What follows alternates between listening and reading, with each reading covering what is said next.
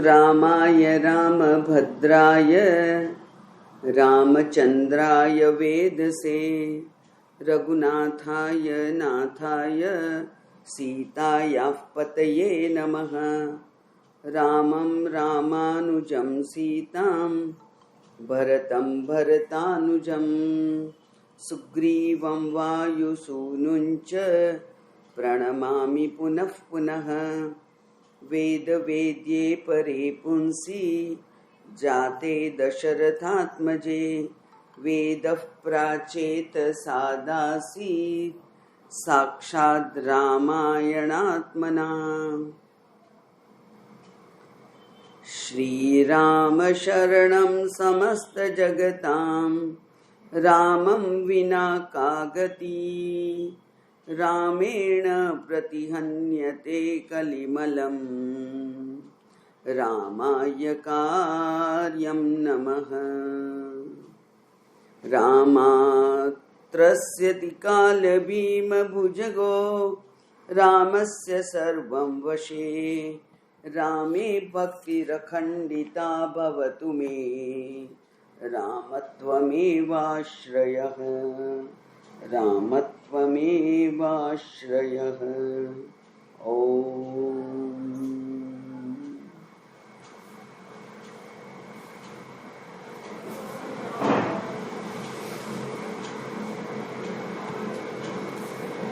પેલું ત્યાંથી દવાનું પેલું ડબલું છે ને બ્લુ કલરનું એ લે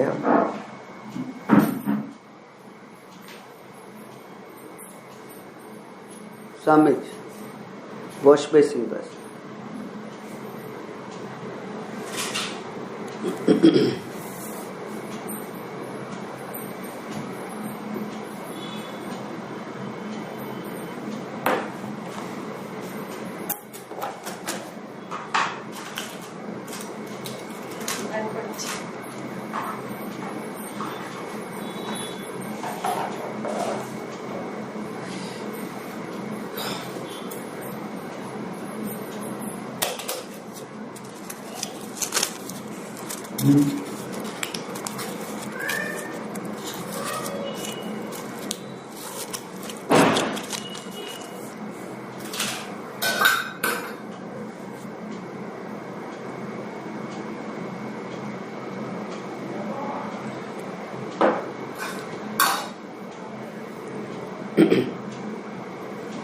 આપણી ભૂલ કાઢી છે ભાઈ કોઈએ. એમની વાત સાચી લાગી કારણ કે બીજે બધે પેલું રામાયણમાં અને બધે મેં તપાસ તો કરી. સીતાજી અગ્નિપુત્રી નહીં, સીતાજી તો પૃથ્વીપુત્રી ને.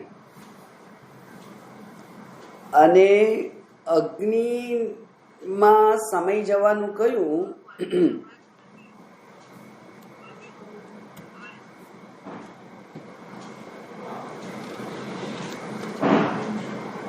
સીતાજી ગઈ વખત એક ભૂલ થઈ હતી, કોઈએ સુધારી છે આપણી ભૂલ.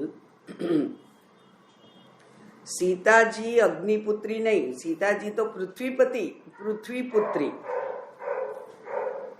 પણ રામજીએ સીતાજીને અગ્નિમાં સમય જવાનું કહ્યું. તો અગ્નિ પણ શુદ્ધ, સીતાજી પણ શુદ્ધ. અને પોતાની પ્રાણ પ્રિયા પત્ની એ જો અગ્નિમાં હોય તો એ સુરક્ષિત છે. અગ્નિને કોઈ જલ્દી અડકે નહીં. એટલે એવી જગ્યાએ એને રહેવાનું કહ્યું કે જ્યાં એ સુરક્ષિત હોય. એટલે આપણી બુદ્ધિમાં થોડો સુધારો કરવો પડશે કે સીતાજી ને અગ્નિમાં સમાઈ જવાનું કહ્યું, પણ એ એમના રક્ષણ માટે. અને પછી છાયા સીતા એ પેલી કુટિયામાં હોય કે જેની સાથે બધા જ અયોગ્ય, બધા જ અસ્વીકાર્ય એવા પ્રસંગો બને. અને એ બધા પ્રસંગો એ પેલી છાયા સીતાના બને છે. તો પછી આપણને ક્યારેક એવું થશે કે જ્યારે સીતાજીને રાવણ લઈ જાય ત્યારે રામજી વિલાપ કરે છે.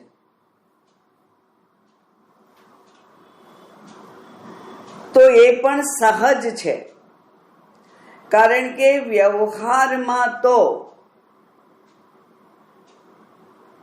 આપણે પણ આપણા પ્રિયજનો, કુટુંબીજનો એની સાથે વ્યવહાર કરીએ છીએ. એ બધા કેવા છે? એ બધા પણ સત્ય છે? એ બધા પણ સત્ય નથી. એ બધા પણ મિથ્યા જ છે. અનુભવ થાય છે પણ એ સાચા નથી. આપણા પોતાના જીવનમાં પ્રસંગો બને અને આપણે પોતે સુખી દુઃખી થઈએ છીએ. એ સુખીત્વ દુઃખીત્વ પણ કેવું છે? સાચું છે? એ સાચું નથી. અને છતાંય આપણે પણ વિલાપ કરીએ છીએ. રામજી પોતે પણ એક દશરથના પુત્ર અને સીતાના પતિ એવું જે વ્યવહારિક ઉપાધિ છે એમની, એ ઉપાધિ અનુરૂપ એમનાથી વ્યવહાર થાય છે. એટલે જ્યારે વિલાપ કરે છે ત્યારે રામજી એ સીતાના વ્યવહારિક પતિ છે અને એટલે વિલાપ કરે છે. પરબ્રહ્મ વિલાપ કરે નહીં, પરબ્રહ્મ અસંગ છે. પરબ્રહ્મ નિર્વિકાર છે. એટલે એને વિલાપ ના થાય, પણ વ્યવહાર એ ઉપાધિને અનુરૂપ છે. 13મો શ્લોક ગઈ વખતે આપણે જોયેલો. પોતે નિર્વિકાર છે, ચિદાત્મા છે, જ્ઞાન સ્વરૂપ છે. ચિદાત્મા એટલે જ્ઞાન સ્વરૂપ છે, પૂર્ણ છે. અને છતાંય મૃગમ અન્વગાત, મૃગની પાછળ ગયા. કારણ કે ભક્તાનુકંપી ભગવાન, ભક્તના અનુકંપા માટે, ભક્તની તરફ પ્રત્યે અત્યંત કરુણા દ્રષ્ટિ છે પરમાત્માની. એટલે પોતે જાણતા હોવા છતાં પણ સીતાના માટે એ મૃગની પાછળ ગયા. 14મો શ્લોક. કર્તુમ સીતા પ્રિયાર્થાય જાનન્નપી મૃગમ યયૌ અન્યથા પૂર્ણ કામસ્ય રામસ્ય વિદિતાત્મનઃ મૃગેણ વા સ્ત્રીયા વાપી કિમ કાર્યમ પરમાત્મનઃ કદાચિદ દૃશ્યતેભ્યાશે ક્ષણમ ધાવતિ લીયતે.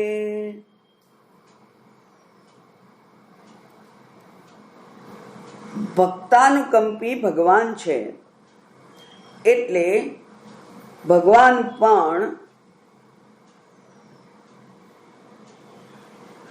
આ સીતાના કહેવાથી મૃગની પાછળ ગયા.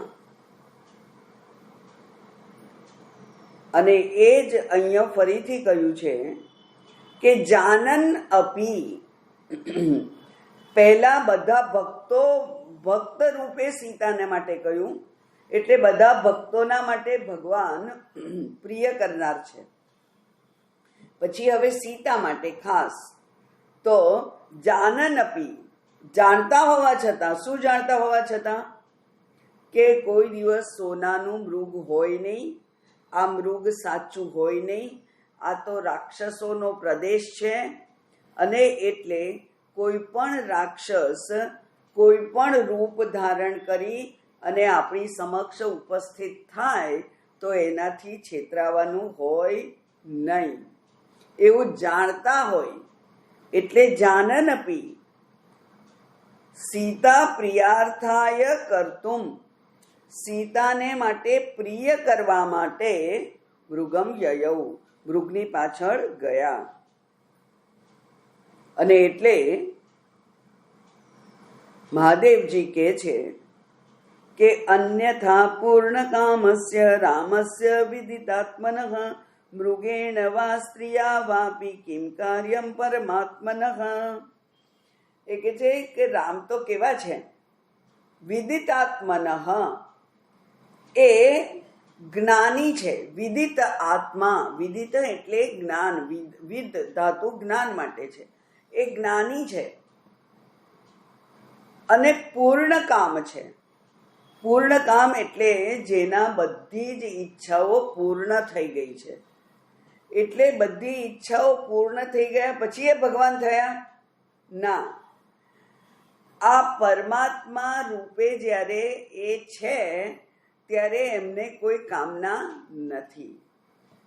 કોઈ કામના નથી એવું કહેવા પાછળ શું હેતુ છે? આપણી બધી જ પ્રવૃત્તિ, આ જીવ છે એની બધી જ પ્રવૃત્તિ કામનાની પૂર્તિ માટે હોય છે. થોડી વાર આપણે બેસીએ એક ખુરશીમાં, એક સોફામાં, અને પછી થોડીક વાર પછી એમ લાગે કે ના અહીં મજા નથી આવતી, એટલે પેલી ખુરશીમાં બેસીએ કે સ્ટૂલ ઉપર બેસીએ કે નીચે પલાઠી વાળીને બેસીએ. ખુરશીમાં પણ આપણે પોઝિશન બદલીએ, ખુરશી ઉપર જ પલાઠી વાળી દઈએ. દરેક જે ચેષ્ટા થાય છે આપણી, તે બધી જ ચેષ્ટા કેમ થાય છે? કે અત્યારે હું જે સ્થિતિમાં છું એ મને બહુ અનુકૂળ નથી, બદલું. એ સ્થિતિ હું બદલું તો વધારે સુખી થઈશ, વધારે સારી રીતે સુખપૂર્વક બેસાશે. એટલે આપણે પોઝિશન બદલીએ, આપણે વસ્ત્ર બદલીએ. આ બહુ વરસ પહેર્યું, હવે આને કાઢી નાખીએ. આપણે ઘરેણાં બદલીએ, આપણે સંબંધો બદલીએ એટલે કે વધારીએ.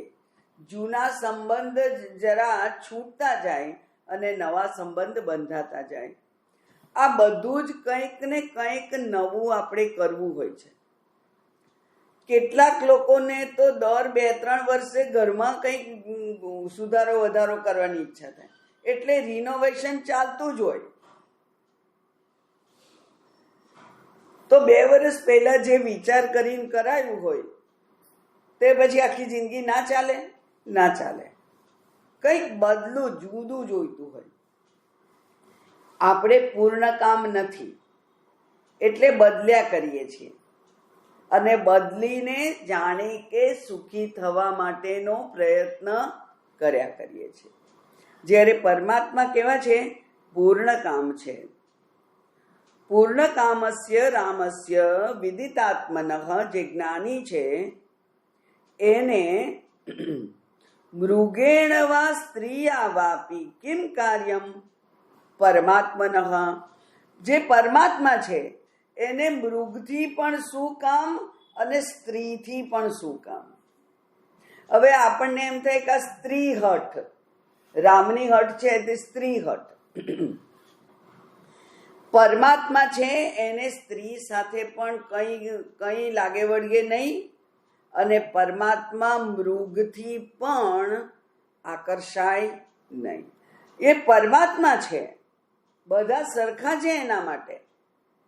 તો મૃગ અને સ્ત્રી એ બંને વચ્ચેનો ફેર પણ એમને માટે નથી, પણ છતાંય સીતાનું પ્રિય કરવા માટે પોતે મૃગની પાછળ ગયા. અને મૃગ શું કરતું હતું?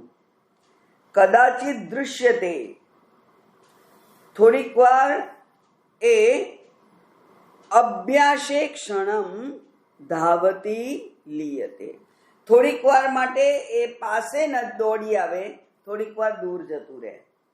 હવે મૃગ ખરેખર જો જંગલનું મૃગ હોય તો એ મનુષ્યની પાસે ના આવે, પણ આ તો માયા મૃગ હતું, સીતાજીને આકર્ષવા માટેનું જ એ સાધન હતું.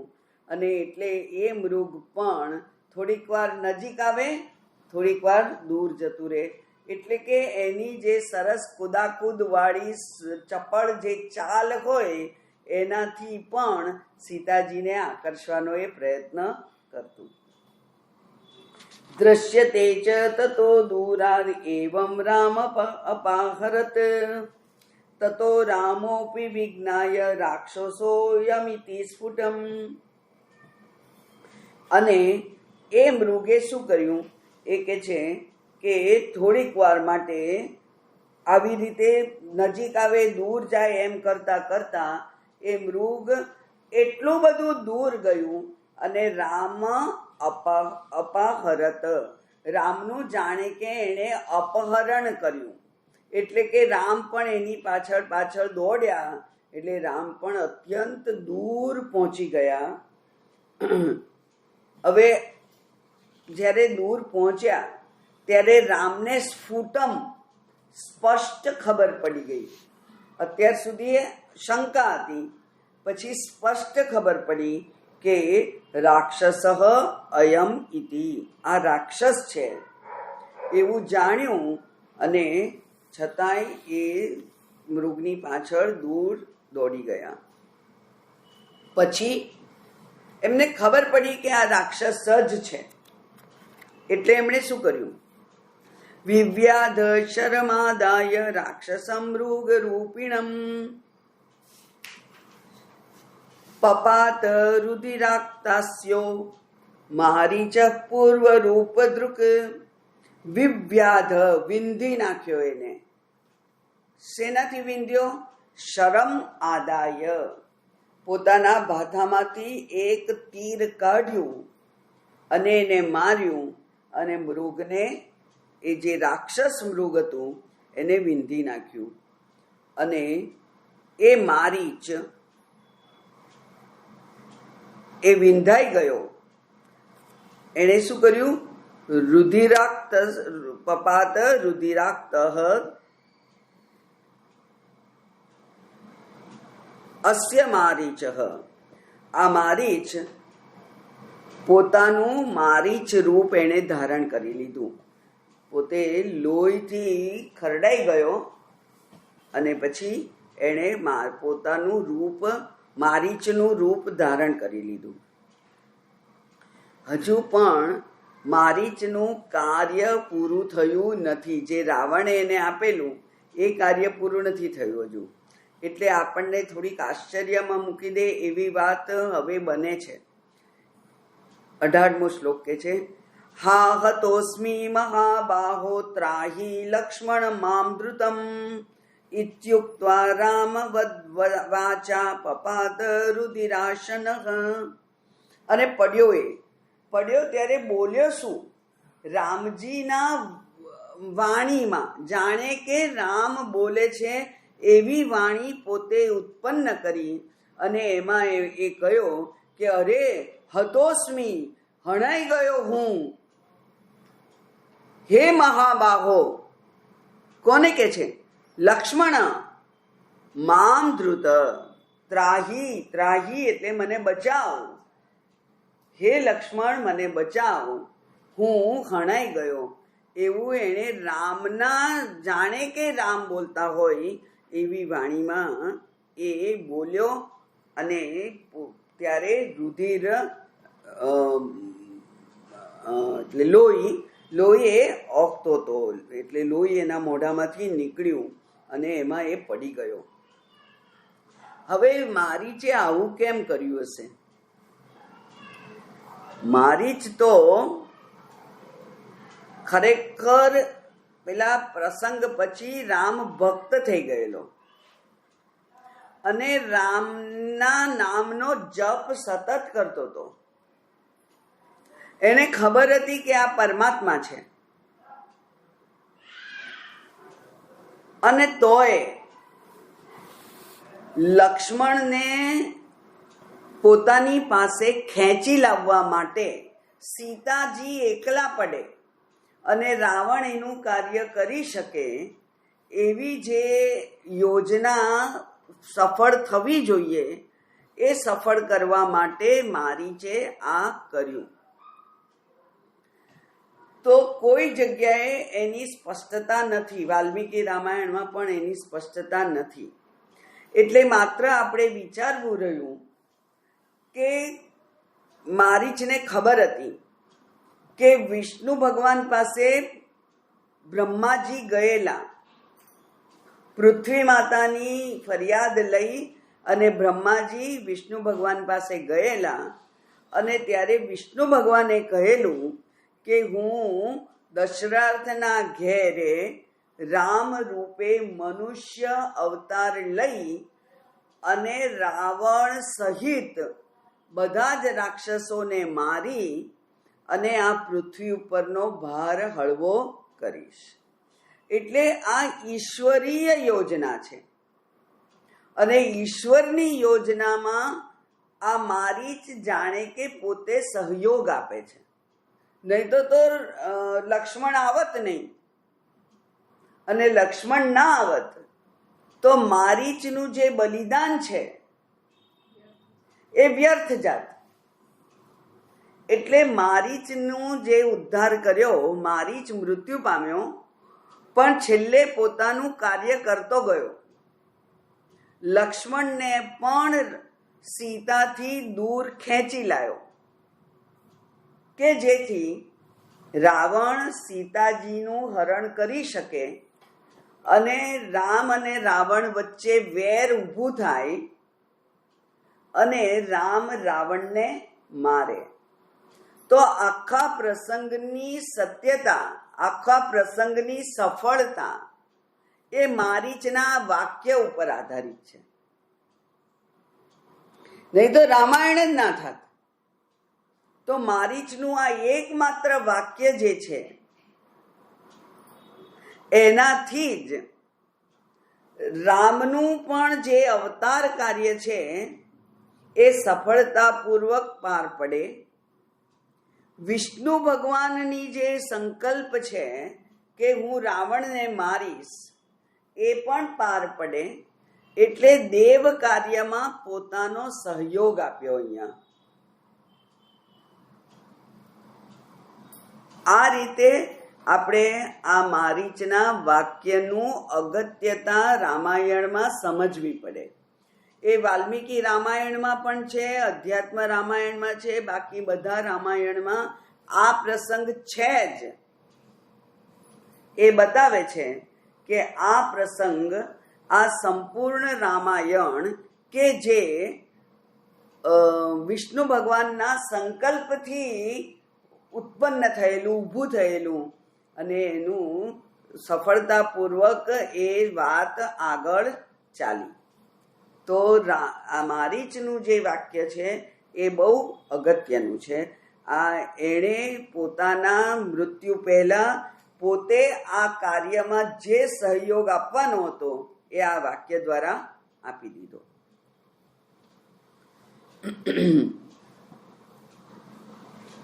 અને હવે થોડીક ફિલોસોફી, થોડુંક તત્વજ્ઞાનની વાત અહીંયા આવે છે. 19મા શ્લોકથી 24-25 શ્લોક સુધી.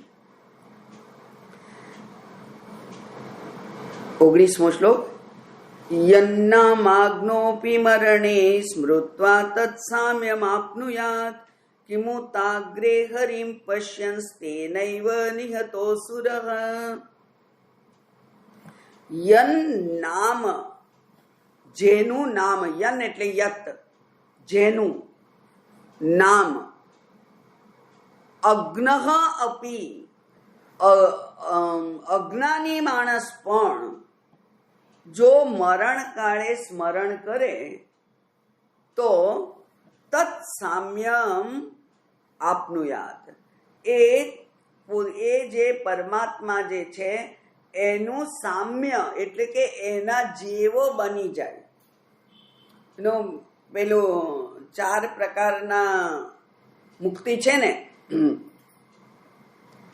સાલોક્ય, સાયુજ્ય, સામીપ્ય અને સારૂપ્ય. સાલોક્ય એટલે એ ભગવાનના લોકમાં જવા મળે. પછી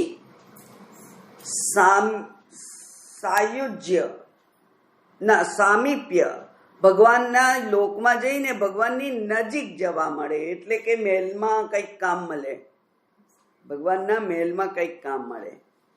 પછી સાયુજ્ય, ભગવાનની સાથે યુક્ત, યોગ એટલે જોડાણ થાય, અને એટલે કે એકદમ નજીક બેસવા મળે. અને પછી સારૂપ્ય, ભગવાનના જેવું જ રૂપ આપણને પ્રાપ્ત થાય. તો આ 4 પ્રકારની મુક્તિની વાત ભક્તિ શાસ્ત્રોમાં કરેલી છે.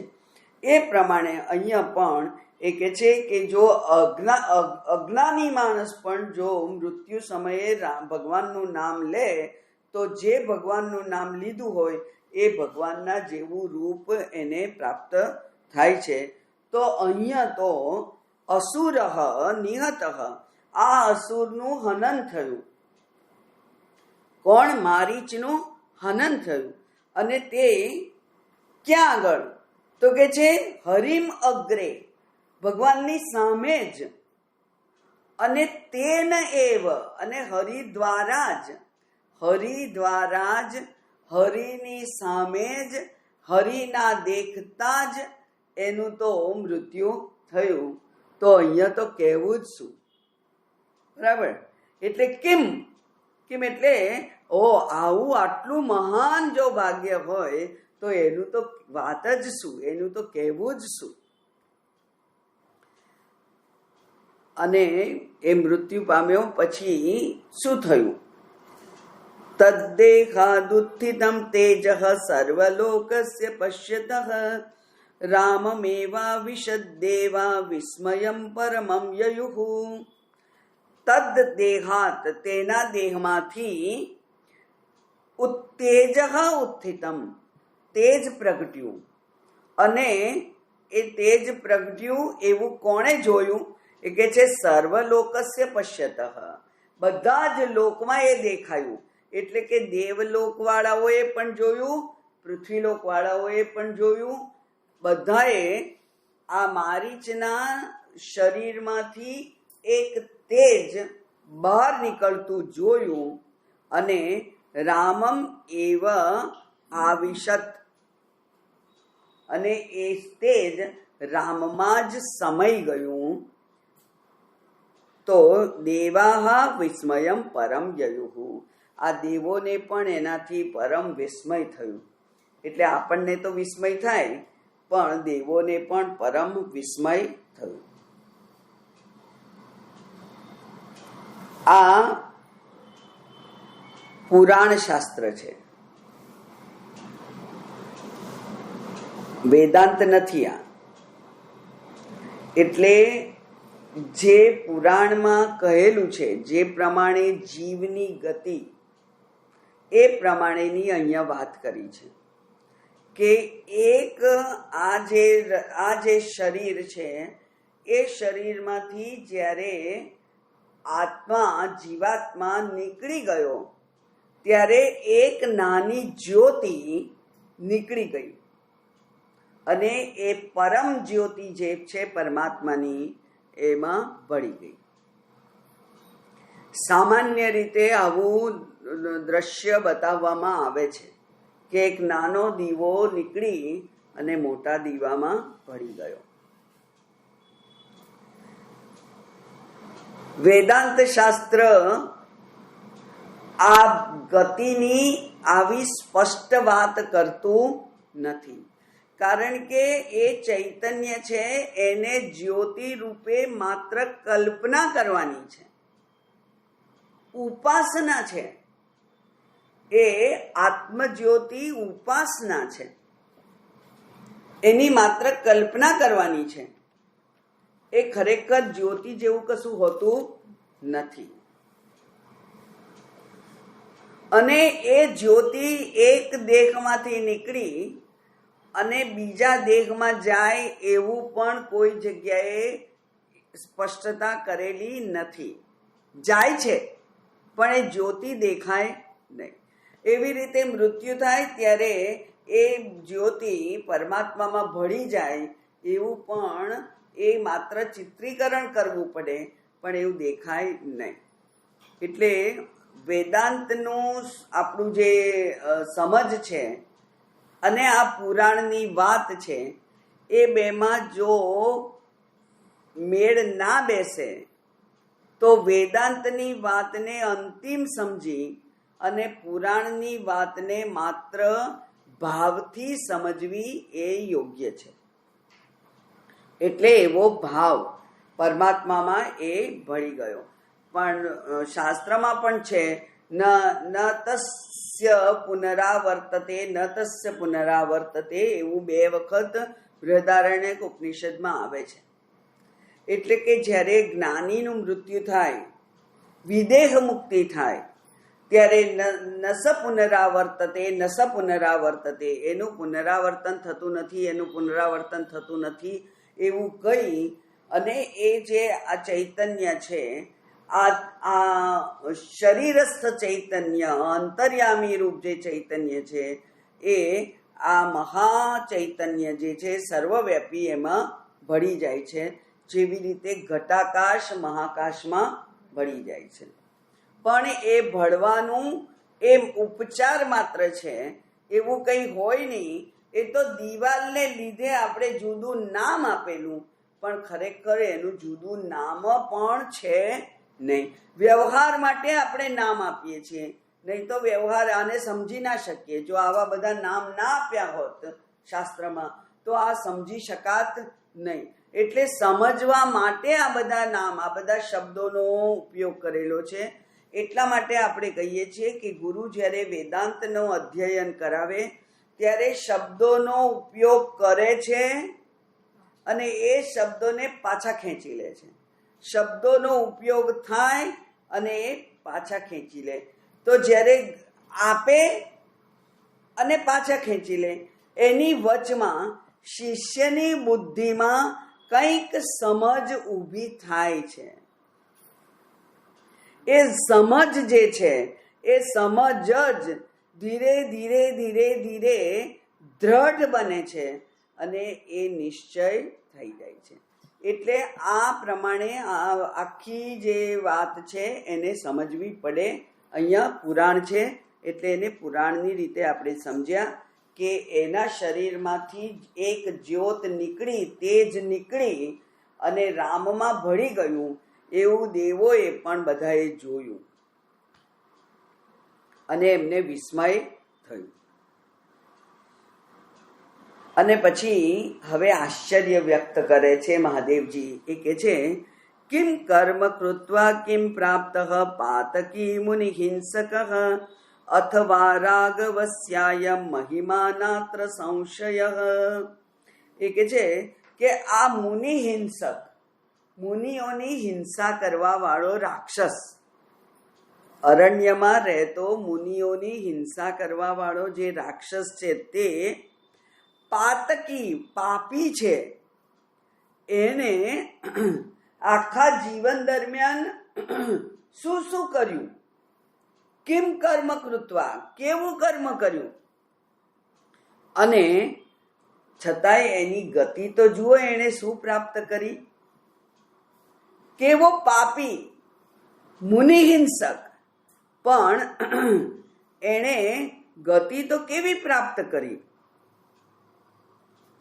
અને બીજું કંઈ નહીં તો આને રાઘવનો મહિમા સમજીએ, મહાનતા સમજીએ એટલું પણ કહી શકાય. એટલે આ ખરેખર રાઘવ એટલે રઘુકુળમાં જન્મેલા રામજી છે, એની મહિમા જ છે, બીજો કોઈ છે નહીં. પણ જે કર્મ એને કર્યું પહેલા તે, જેવી રીતે અજામિલ નહીં, અંગુલીમાર પેલો બધાની આંગળી કાપી લેતો હતો અને એ આંગળીઓ કાપીને પોતે એનો હાર પહેરતો હતો. એ અંગુલીમાર અથવા આ જે રામાયણના લેખક છે વાલ્મીકી, જ્યારે એ ડાકુ ચોર હતા ત્યારે એમણે શું કરેલું? એટલે આ બધાએ પાપ તો કર્યા જ છે. જ્યાં સુધી સમજ નહોતી ત્યાં સુધી એ બધાએ પાપ કર્મ કરેલા જ છે. પણ કોઈક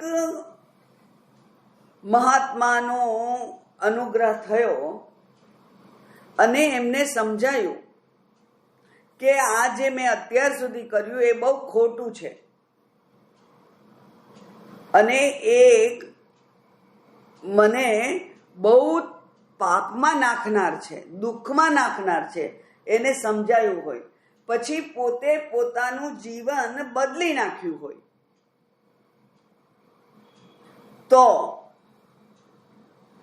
પહેલાના જીવનની અસર ભૂંસાઈ જાય છે. પછીથી જે બહુ વિશિષ્ટ પુણ્ય કરે, અનન્ય ભક્તિ કરે, એનાથી એના પહેલાના જે કર્મ છે, અબુધ અવસ્થામાં, અજ્ઞાન અવસ્થામાં કરેલા જે એના કર્મો છે, એ કર્મો પછી ફળ આપે એવા શક્તિવાળા રહેતા નથી. એવું આ પુરાણ સાહિત્ય જે છે એમાંથી સમજાય છે. અને એવું જ અહીંયા મહાદેવજી પણ એવું જ કહે છે. 22મો શ્લોક. રામ બાણેન સંવિદ્ધ પૂર્વમ રામમ અનુસ્મરન ભયાત સર્વમ પરિત્યજ્ય ગૃહવિત્તાદિકમ ચ યત હૃદિ રામમ સદા ધ્યાત્વા નિર્ધુતા શેષ કલ્મષઃ અંતે રામેણ નિહતઃ પશ્યન રામવવાપ્સઃ. કે છે કે વિશ્વામિત્રજીના યજ્ઞ સમયે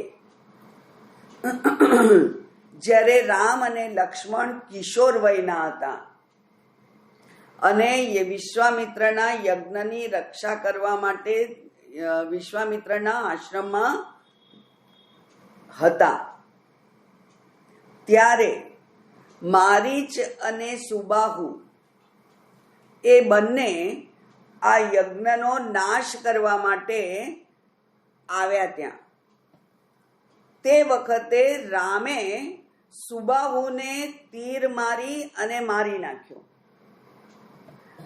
અને મારીચને દૂર સમુદ્રમાં ફેંકી દીધો. એ વેર રાખી અને મારીચ પાછો આવ્યો. બહુ તીક્ષ્ણ શિંગડા ધારણ કરી, મૃગનું રૂપ ધારણ કરી અને મૃગોનું ટોળું લઈ અને રામ ઉપર આક્રમણ કરવા જ્યારે પાછો આવ્યો ત્યારે રામે ફરીથી એને તીર માર્યું અને તે વખતે એનું હૃદય વિંધાઈ ગયું. બહુ મોટી એવી ઈજા થઈ હશે, દૂર ફેંકાઈ ગયો, પણ છતાંય એમાંથી પણ એ બચી ગયો, મૃત્યુ ના પામ્યો, એ બચી ગયો. ત્યાર પછી એણે શું કર્યું? એ પેલું હૃદય એનું વિંધાઈ ગયું, એનાથી એને રામથી એવો ભય થઈ ગયો, એટલી બીક લાગી કે એણે ઘર વિત્ત વગેરે બધાનો ત્યાગ કરી દીધો. ઘરનો ત્યાગ કરી દીધો, ધનનો ત્યાગ કરી દીધો, સંબંધો, સ્ત્રી, બાળકો બધાનો ત્યાગ કરી દીધો. અને કેમ ત્યાગ કર્યો? ભયાત, ભયથી. એટલે પ્રેમથી પ્રીતિ ના થાય તો કઈ વાંધો નહીં ભગવાન સાથે, પણ ભયથી પણ ભગવાન સાથે પ્રીતિ તો હોવી જ જોઈએ. એટલે પ્રીતિ કરી ભયથી ભગવાનનું નામ જ માત્ર દેવા માંડ્યો. એ બધું ઘર છોડી દીધું, ધન બધું વગેરે બધું છોડી દીધું, અને હૃદિ રામમ સદા ધ્યાત્વા, સદા હંમેશા સતત. ભગવાન પણ ભગવદ્ ગીતામાં કહે છે, જે મારે પાસે સતત યુક્તાય, જે સતત યુક્ત છે, મારી સાથે જોડાયેલા છે સતત, એમનું હું ધ્યાન રાખું છું. અહીંયા પણ કે છે કે હંમેશા એનું ધ્યાન કર્યું, રામનું ધ્યાન કર્યું, રામના નામનું જપ કર્યો. અને એટલે શું થયું? તો કે છે અશેષ કલ્મશ નિર્ધુતા. કલ્મશ એટલે પાપ, દૂરિત. અશેષ, સેજે દૂરિત બાકી ના રહ્યા, બધા દૂરિત એનો નાશ થઈ ગયો. અને છેલ્લે અંતે રામેણ નિહત, રામથી જ હણાયો. અને રામમ પશ્યન, છેલ્લી ઘડીએ એણે દર્શન કોના કર્યા? રામના જ કર્યા. અને એટલે રામમ અવાપ્સહ, એણે રામને જ પ્રાપ્ત કરી લીધા. એટલે કે એ રામ સ્વરૂપ થઈ ગયો, ભગવાનના સ્વરૂપમાં એ એક થઈ ગયો. આમ અંતે જેવી મતિ તેવી ગતિ.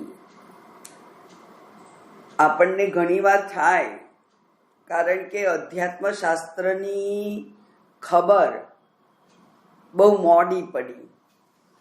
હવે બહુ મોડી પડી એટલે ગભરાવાની જરૂર નથી, ગમે ત્યારે પડી, પણ હવે જ્યારથી સમજણ પડી ત્યારથી જો આપણે એમાં એક ચિત્ત એ પરમાત્માના ચૈતન્યનું સ્મરણ કરીએ. કેવી રીતે? અહમ રૂપે. ભલે ને અહીંયા તો આ તો પુરાણ શાસ્ત્ર છે એટલે ભગવાનનું નામ દેવાનું કે છે, પણ ભગવાનનું નામ દો કે આ જે આત્મ ચૈતન્ય રૂપે જે પરમાત્મા છે એ જ સત્ય છે ને એના સિવાય બધું જ મિથ્યા છે, એ સમજીએ તો પણ. એટલે દ્વૈત ભાવે હોય કે અદ્વૈત ભાવે હોય, જો પરમાત્માના સ્મરણમાં એક ચિત્ત થઈ જઈએ તો પછી આગળના બધા જ પાપ નષ્ટ થાય છે અને અંતે જે રામની ગતિ પ્રાપ્ત થાય છે. એટલે 24મો શ્લોક છે, એમાં એક સામાન્ય વિધાન કરેલું છે, એક જનરલ સ્ટેટમેન્ટ કર્યું. દ્વિજો વા રાક્ષસો વાપી પાપી વા ધાર્મિકોપી વા ત્યજન કલેવરમ રામમ સ્મૃત્વા યાતિ પરમ પદમ. એ કે છે એ દ્વિજ એટલે બ્રાહ્મણ હોય કે રાક્ષસ હોય, પાપી હોય કે ધર્મમય જીવન જીવતો હોય, પણ કલેવરમ એટલે શરીર, ત્યજન શરીર ત્યજતી વખતે, ત્યજન એ પ્રેઝન્ટ પાર્ટિસિપલ છે એટલે ડુઈંગ ધેટ, એ કરતા એટલે આ શરીર ત્યજતી વખતે છેલ્લે રામમ સ્મૃત્વા, જો રામનું સ્મરણ કરે તો પરમમ પદમ યાતિ, તો એ પરમ પદને પામે છે. ભગવદ્ ગીતામાં પણ 8મા અધ્યાયમાં 3 શ્લોક છે બરાબર આવા જ.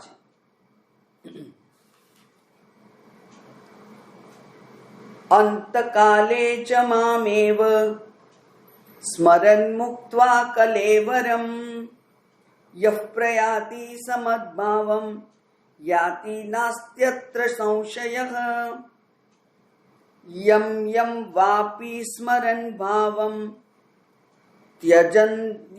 त्यजत्यन्ते कलेवरम तम तमेवैति कौन्तेय सदा तद्भाव भावितः. ભગવાન કહે છે કે અંતકાલે શું કરે? મામ એવ સ્મરન કલેવરમ મુક્ત્વા, એટલે શરીર છોડે, પણ શરીર છોડતી વખતે મારું સ્મરણ કરે તો એને મદભાવમ યાતિ, એટલે એને ઈશ્વર એવો જ ભાવ મળી જાય છે, એટલે કે એ પોતે ઈશ્વર જ બની જાય છે. અને એટલે જે લોકો આ શરીર છોડતી વખતે ઈશ્વરમય હોય, ઈશ્વર સ્મરણમાં યુક્ત હોય તો એને તે ભાવ પ્રાપ્ત થાય છે. હવે ભગવાન કૃષ્ણ ભગવાન છે ને, એ તો ખાલી સ્ટેટમેન્ટ વાક્ય બોલીને અટકી નથી જતા. એ તો એને ઉપદેશ આપે છે ને અર્જુનને, જે અર્જુન સામે જ ઊભો છે એને ઉપદેશ આપે છે.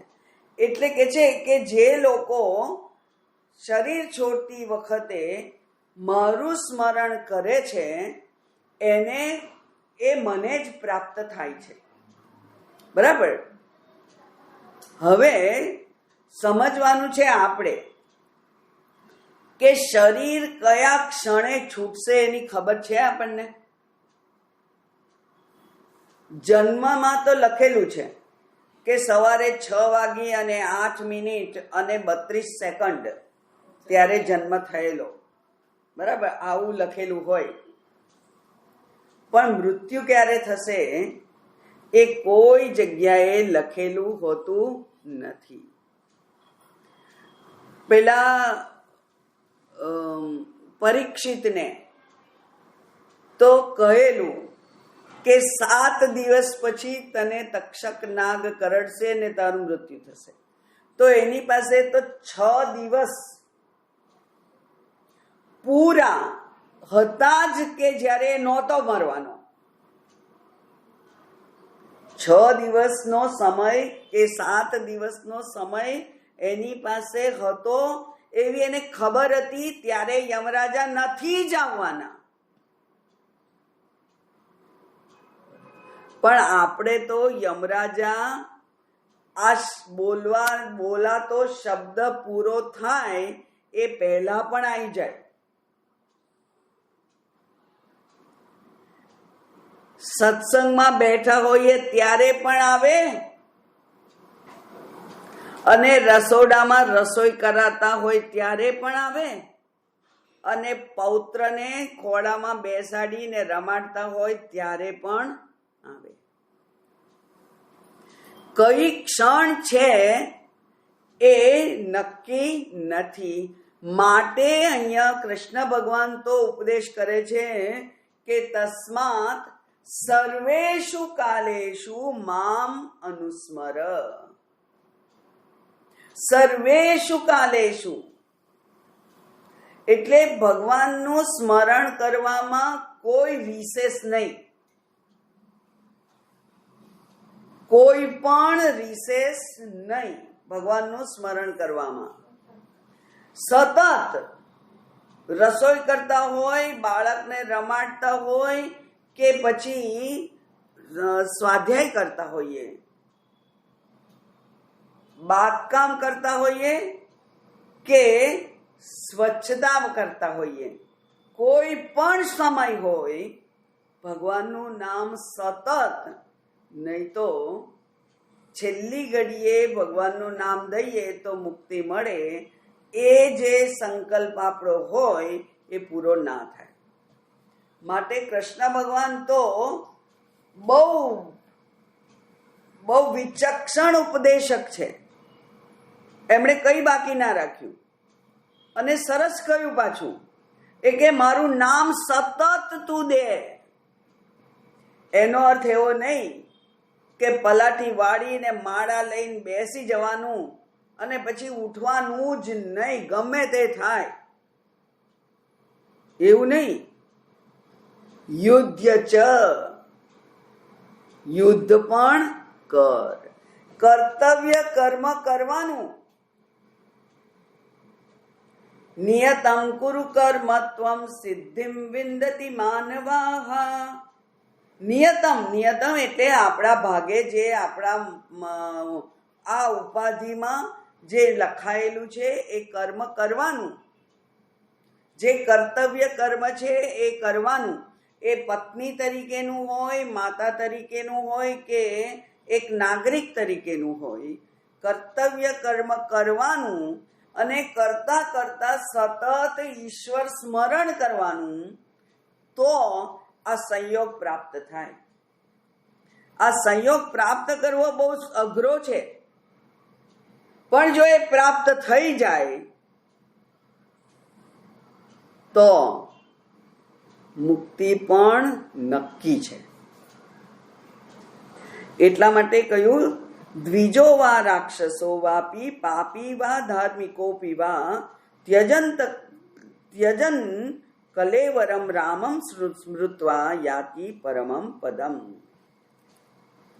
ઇતિ તેન્યોન્યભાષ્ય તતો દેવાદિવં યયુઃ રામસ્તચિંતયામાસ મ્રિયમાણો સુરાધમઃ. અને પછી આવી જ પ્રમાણે અન્યોન્યમ અભાષ્ય, એકબીજાને કહેતા કહેતા દેવાહા દિવમ યયુઃ, દેવો હવે પોતાના ઘેર સ્વર્ગમાં જવા માંડ્યા. એટલે કે રસ્તામાં વાતો, દેવો પણ રસ્તામાં વાતો આવી જ કરતા હતા. અને એ પ્રમાણે એ આગળ ગયા. પછી રામ તતઃ, પછી રામજીએ શું કર્યું? ચિંતયામાસ, એમણે વિચાર કર્યો. ચિંતા એટલે ચિંતા નહીં, ચિંતા એટલે ચિંતન. એટલે એમણે ચિંતન કર્યું, એમણે વિચાર કર્યો કે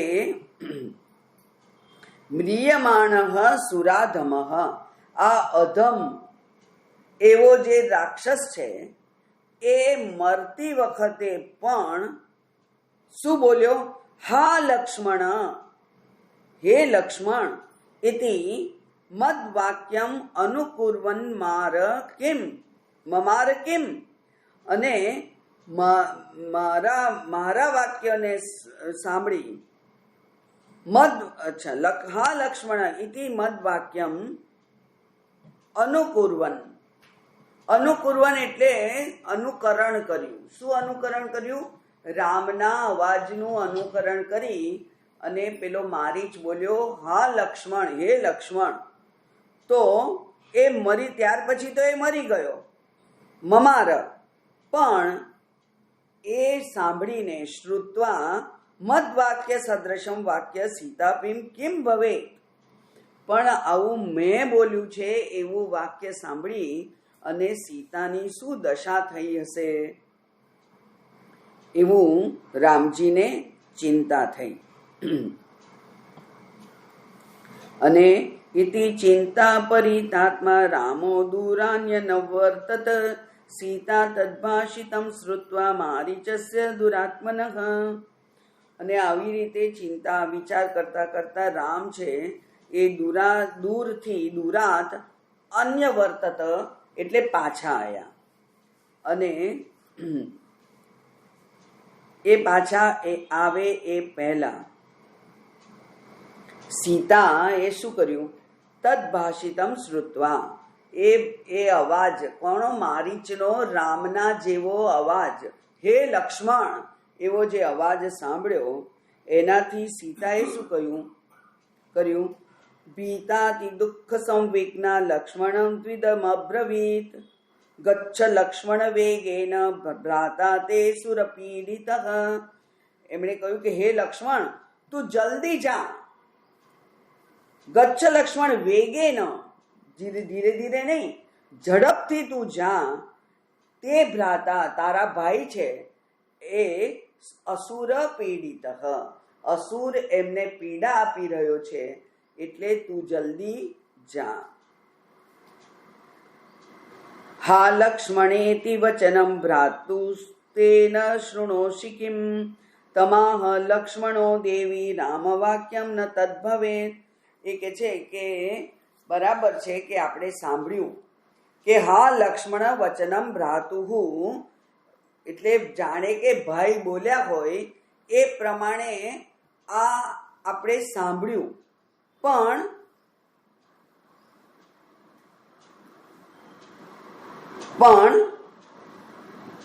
ભ્રાતુહુ તે ન શૃણોષિ કિમ, તે નથી સાંભળ્યું. તે પણ લક્ષ્મણે પણ સાંભળ્યું છે, પણ એ એવું હોઈ શકે નહીં. લક્ષ્મણ કહે છે કે તમ આહ લક્ષ્મણ, લક્ષ્મણે એને કહ્યું, સીતાજીને કહ્યું કે હે દેવી, રામ વાક્યમ ન તદ્ભવે, આ રામ વાક્ય હોઈ શકે નહીં. હે દેવી એમ કહે છે. અને તો પણ સીતાજી ગુસ્સામાં છે, એટલે આવું સુંદર સંબોધન એનાથી પણ પેલા સીતાજી એ નરમ પડતા નથી.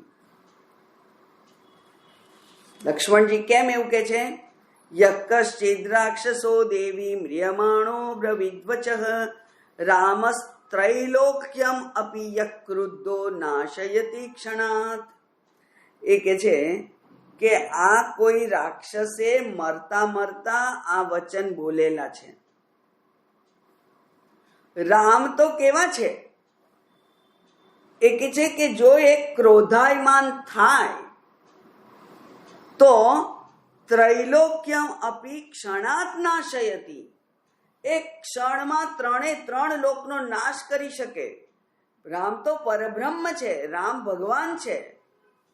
હે દેવી, તમે ભૂલી ગયા? રામને કોઈ રાક્ષસ પીડા આપી શકે નહીં. માટે તમારું આ જે વચન છે એ રામના ના હોઈ શકે. કોઈ રાક્ષસ આવા વચન બોલેલો છે જે આપણે સાંભળ્યા છે. સકથમ દીન વચનમ ભાષતે મર પૂજિતઃ ક્રુદ્ધા લક્ષ્મણમાલોક્ય સીતા વાષ્પ વિલોચના. અને ત્યારે સકથમ દીન વચનમ, એ કે છે આવા દીન વચન તો કોઈ દિવસ રામ બોલતા હોય? એ કેવા છે? અમર પૂજિત, જે અમર છે. અમર એટલે કોણ? દેવો. દેવોથી પૂજિત જે છે એ કોઈ દિવસ આવા દીન વચન બોલે? હે લક્ષ્મણ મન બચાવ, એવું બોલે? એવું ના બોલે કોઈ દિવસ. એટલે ક્રુદ્ધા લક્ષ્મણમાલોક્ય સીતા વાષ્પ વિલોચના. અને સીતાજી છે એ અત્યંત ક્રોધિત થઈ ગયેલા. એના આંખમાં આંસુ આવી ગયા. અને હવે એ લક્ષ્મણજીને લઢે છે. લક્ષ્મણજીને હવે એ કઠોર વચનો કહે છે. એ આપણે આવતીકાલે જોઈશું. ઓમ પૂર્ણમદઃ પૂર્ણમિદં પૂર્ણાત પૂર્ણમુદચ્યતે પૂર્ણસ્ય પૂર્ણમાદાય પૂર્ણમેવાવશિષ્યતે. ઓમ શાંતિ શાંતિ શાંતિ. હરિ ઓમ. શ્રી ગુરુભ્યો નમઃ. હરિ ઓમ.